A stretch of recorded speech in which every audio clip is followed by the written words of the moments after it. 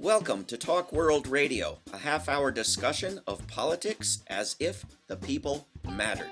I'm David Swanson. This week on Talk World Radio, we are talking about abolition, of all the things in need of it. Our guest, Ray Acheson, is an organizer, an activist, and a writer. They are director of Reaching Critical Will, the disarmament program of the Women's International League for Peace and Freedom.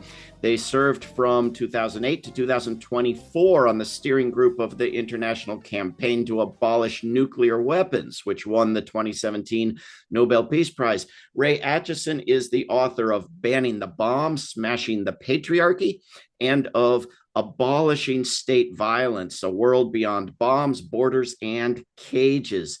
Ray Acheson will be speaking at the online annual conference of World Beyond War on October 24 to 26, which will explore various abolition movements. Ray Acheson, welcome to Talk World Radio. Thanks for having me. Thanks for coming on. Thanks for all the work you've been doing for years, especially for your wonderful book about abolition. What are some of the things you'd like to abolish? Well, I cover 7 different things in the Abolishing State Violence book, which is not necessarily comprehensive. Of course, there are other structures of state violence, but the ones that I focus on in that book are police, prisons, borders, surveillance, nuclear weapons, war, and capitalism, which is kind of an overarching one really at the end that ties all of them together. But those are the ones that I focused on in the moments from 2020 to 2022, when I was really working on this book, trying to think about the ways that the work I'd been doing for the last few decades on anti-nuclear and anti-war mobilization and organizing and activism, how that was connecting up to other work that was becoming more and more visible and more common in the sort of popular consciousness after 2020 of abolishing police and prisons and tying that into the work that was going on with borders and also surveillance technologies and what we're seeing now, of course, with the AI boom. So it covers a lot of ground and yet is still probably not fully comprehensive. It does. It seems like I can remember a day when the word abolition was associated in everybody's mind with a long past movement to abolish slavery. Lately, people who want to abolish the police say abolition as if you're going to understand that it simply means abolish the police, like they own that word. It's that popular, I guess. Is that your impression as well, or what are the biggest abolition movements? I would say that in sort of popular consciousness, certainly over the last many years, particularly in the United States context, abolition has become associated with the movements to defund and abolish police across the country. And this has been taken up globally as well, this call, particularly in other settler colonial state contexts. And I think that there's a direct tie, of course, to the movement to abolish slavery that is applied in the movement to abolish police, which is seeing policing as a direct descendant from slavery as a state institution, and seeing that police in this country, in the United States historically, were created to, first of all, control enslaved people and capture escaped enslaved people, and then to create another system of control over particularly Black folks in this country, but also other people of color, immigrants, queer and trans people. And so it's always been about control and this idea that a segment of the population is in need of being surveilled, policed, incarcerated. And so there's a direct lineage there for that abolitionist movement. But interestingly, of course, those of us that have worked on the movements to abolish war or to abolish nuclear weapons have also drawn on this legacy, because the idea of using the framing of abolition is to refer not just to that this is a system of grave injustice, but also that in order to overcome it, we have to both dismantle the systems that uphold this injustice or this violence and replace it with something else, replace it with a different way of organizing our societies, our governments, our communities, and the way that we provide care for each other. I think a lot of people, maybe even myself, but a lot of people see the evil origins of the police, the evil conduct of the police, and they say, cut it back three quarters, reform it, totally revamp it. But how the heck do you get to totally eliminate it until you eliminate something like murder? How do you eliminate something like police? How do you answer that? Well, I think, one thing there is that police and prison abolitionists often start with is that the way that the sort of popular idea of what policing is isn't actually what policing does. And when we start to dissect what the police actually are for and who they are protecting, it becomes, I think, quite clear to people that police stand in the service of capitalism. And I think we can see this very clearly right now with what's happening in the United States in terms of where the police being deployed. It's against protesters who are standing up for civil rights, protesters who are objecting to immigrant neighbors being kidnapped from their homes or job sites. It's people standing up to the deployment of the National Guard or the military or other federal agents into their cities. So police are consistently deployed in the interest of protecting human rights violations of capitalists, of those who hold the wealth and power in this country. And so once we start thinking of the police as a force of the state to impose social control, then I think we can start to understand where the calls and also the practicality and the necessity of abolishing police as its current form really comes from. And I think also the other thing to think about when it comes to the differences, say, between the abolitionist calls or the police reform calls. We need to be really careful when we're talking about reforms, because there are, of course, reforms that aid in the abolition process. And then there are reforms that work directly opposed to it. So anytime that we're talking about police reform, if it's a reform that actually ends up giving the police more money, so whether that's through, oh, we just need more, anti-racist training for police, or we just need the police to have body cameras, any of these things end up actually giving more money to the police. But if we're talking about reform, a gradual process to abolish that takes place through funding cuts, through the development of alternatives to policing. Some cities have started experimenting with alternatives to 911 that people can call in the specific case of a mental health crisis, for example. So the more that we can develop those alternatives and draw money away from the police and build up alternative structures of care and community power, then I think those types of reforms get us towards abolition. So that sort of approach of we're not, when people say, oh, you're just going to get rid of the police, that the police just like magically disappear, right? We always say this with nuclear weapons too. There isn't a snap of the fingers and the bombs are just gone. All of this is process, but the steps that we take towards abolition have to actually be geared towards that goal and not actually support the institutions and give them more money. It almost seems in some cases practically and politically that you have to create and build and establish an alternative and then abolish the thing. Everyone in the US is excited about a candidate for mayor in New York City, and his current position seems to be, did I say defund the police? I never said defund the police. Every time should go to the police because I want to be mayor. And yet he has these programs to create, as you describe, alternatives to traditional police with, I guess, other money. And once people see how those are working, maybe then you can say defund the police. Right. It has to be a process that is both building up while deconstructing existing institutions. So part of the problem, with the sort of gotcha around abolition is, well, what will you do with this type of person? Or what will you do with this situation? And it's like, well, we've had 400 years in this country or however long, and we've put all of our money, all of our eggs into this one basket of policing. So how about we have some money and some time to develop these alternatives?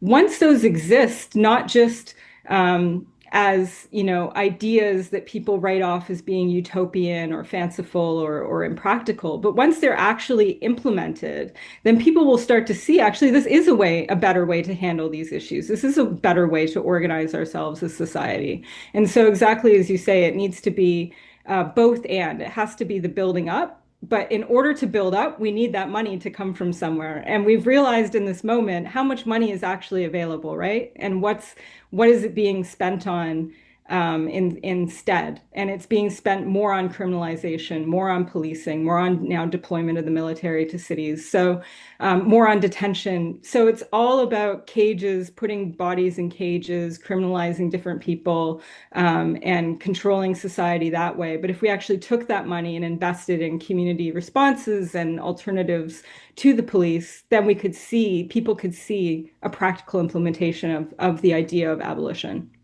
We are speaking with Ray Acheson, who is the author of Abolishing State Violence, A World Beyond Bombs, Borders, and Cages, and who will be speaking at the upcoming No War 2025 World Beyond Wars conference. Ray, you said earlier that capitalism wasn't just one among others on this list, that it was sort of overarching and encompassed all the others. Makes me wonder why you wouldn't just go after the one that would eliminate, the other six or seven all in one shot? Or is it better to have all of these campaigns, or is it better to have a campaign that combines going after each of these? What's the approach that makes sense? I think different approaches make sense to different people. I'm certainly not an authority to tell people to work on this instead of that.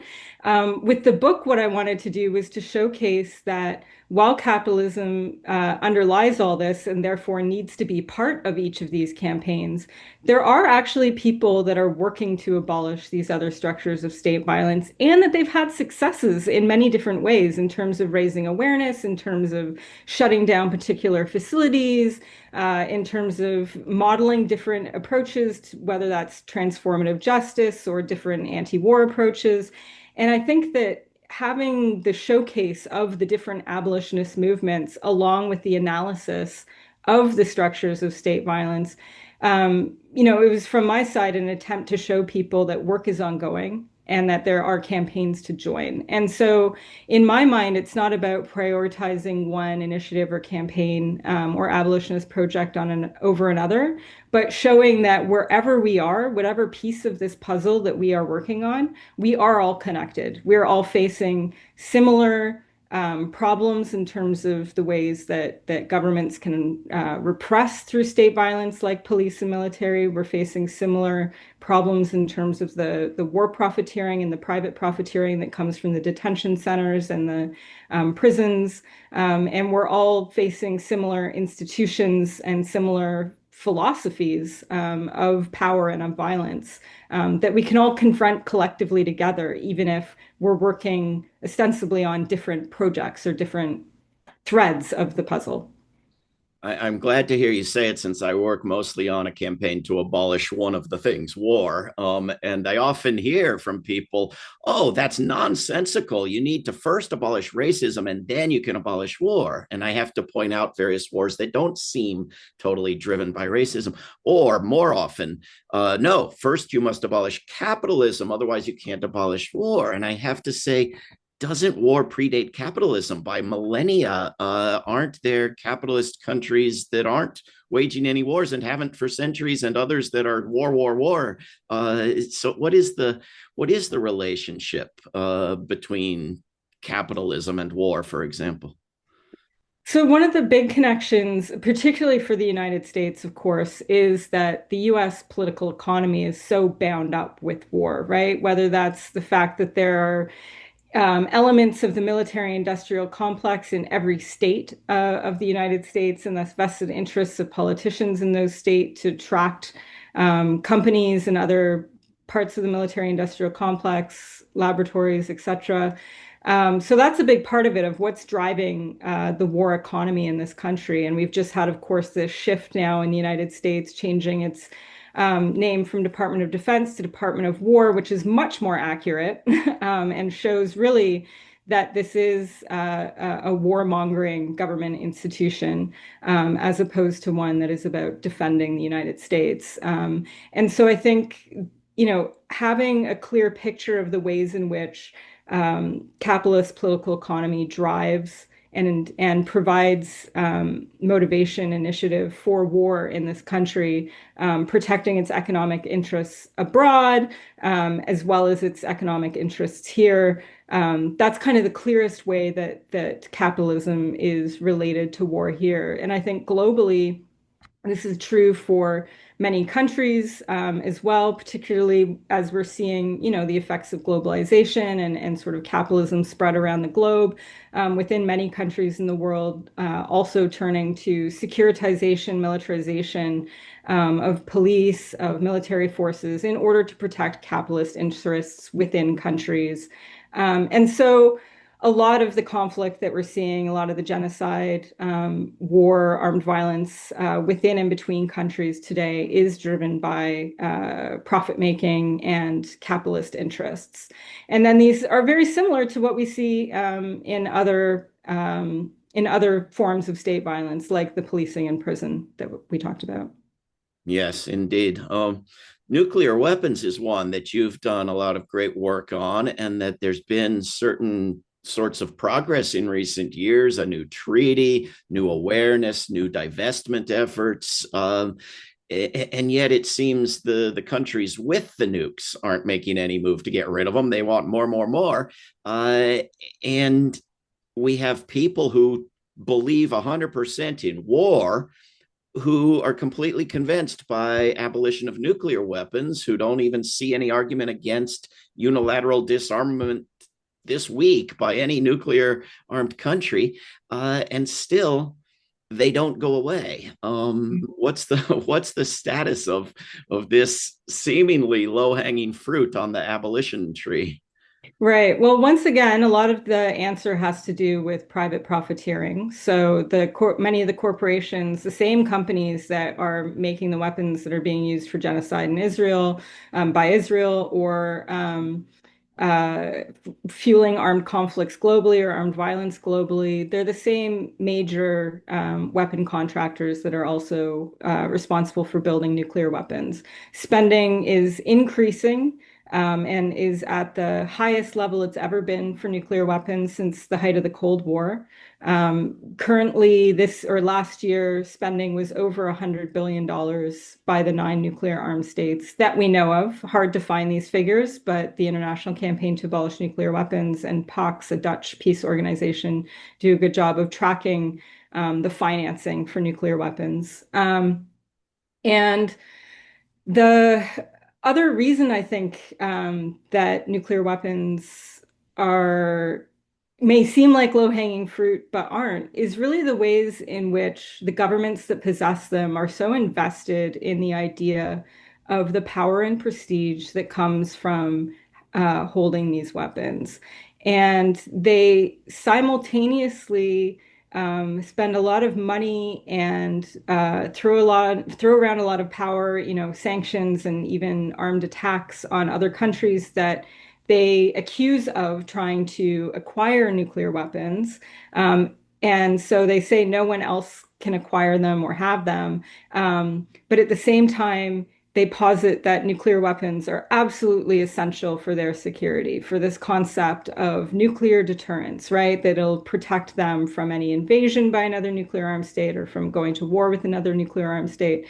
So they're positing two things at once, that it's irresponsible and unlawful for anybody to have these weapons, but that they need them for security. So this is a very untenable situation that they've created, where those two philosophies are diametrically opposed to each other. And in the meantime, billions are being wasted on nuclear weapons, and even the development, past testing for sure has caused harm, but even today, the uranium mining and fuel processing and weapon building is creating harm, and it's disproportionately placed on indigenous communities, communities of color around the world, where nuclear weapons have been tested, where uranium has been mined from, where radioactive waste is stored. So there's a lot of harm that every day is generated by these weapons, again, making them a useful another useful sort of entry point for abolitionists to consider how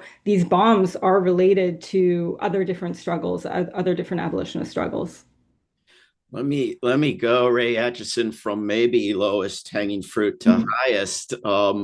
We have, fascist idiots getting elected to the most powerful positions in the world, primarily on strengthening borders or pretending to, and you want to get rid of them.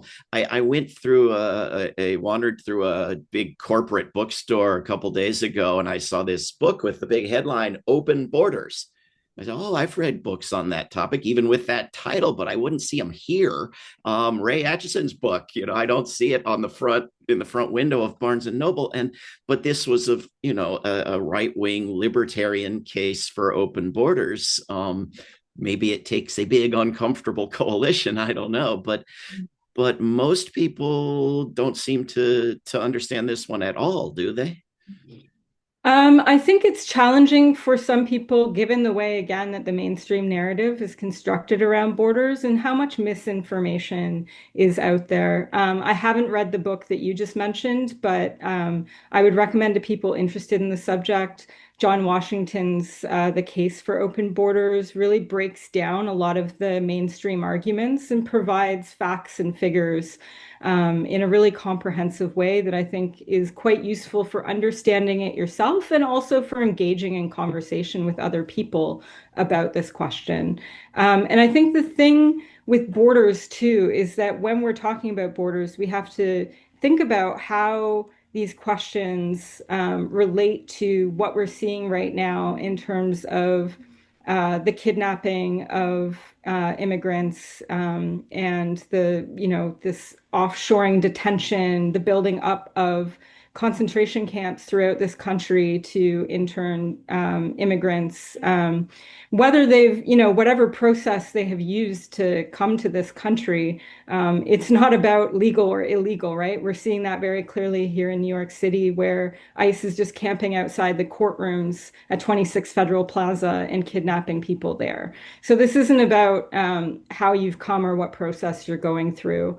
And so I think engaging with the work of Detention Watch Network, their executive director, Silke Shaw, also has book Unbuild Walls that's really useful for understanding borders and the detention center complex, which is of course related to the prison industrial complex, the military industrial complex. Again, these are all interconnected. So I think when we're grappling with this issue of open borders, it's good to understand the facts about borders and about migration, but then to also think about how these different threads and ideas of security or regulation and reform are again bound up in all the other structures of state violence that we're confronting right now. Very well said. Maybe we have time to touch on one more thing worthy of abolition, maybe prisons. The United States has some horrible ones. Various countries have horrendous ones. But when U.S. officials go over and look at the prisons in Norway and come back with their minds completely altered, I think of that as progress. What are the steps we can take to actually get rid of the things? I think, again, it's with prisons, it's interesting in this country because some are private, but most are still run by states or the federal government. And so the prison industrial complex is not just about the private prisons, it's about the entire prison system. And that's interesting for those of us that work on the military industrial complex or the detention industrial complex, because these are largely private profit driven. But the structures of those are still the same and the entry points are still the same. And again, a lot of the first work that needs to be undertaken when it comes to prison abolition is decolonizing or deconstructing in our own minds what the necessity is of incarceration. What does incarceration actually do? What are the alternatives to incarceration, particularly the mass incarceration, of course, that we see in this country, but any incarceration at all? And prison abolitionists have done such an excellent job of providing materials, toolkits, resources for people to start doing that own work in their own mind, to really interrogate our, quest for punishment over justice, for example, and what an actual just approach to accountability within communities could look like. And there's a lot of different answers to that. And again, we need the resources to actually invest in building some of those up. But the work that needs to begin now is within our own conceptions of these structures. Ray Acheson, we have just a few minutes left, and I'm very happy to say that you're going to be speaking at the upcoming annual conference of the organization I work for, World Beyond War, which people can go and sign up for at worldbeyondwar.org. This will be an online conference called No War 2025. Can you give us any hints at what you'll be talking about, what you hope might come out of such a discussion? I'm really excited about the conference. I believe I'm on a panel with Andrea Ritchie, who is one of the great prison and police abolitionist organizers in the United States. So that's incredibly exciting.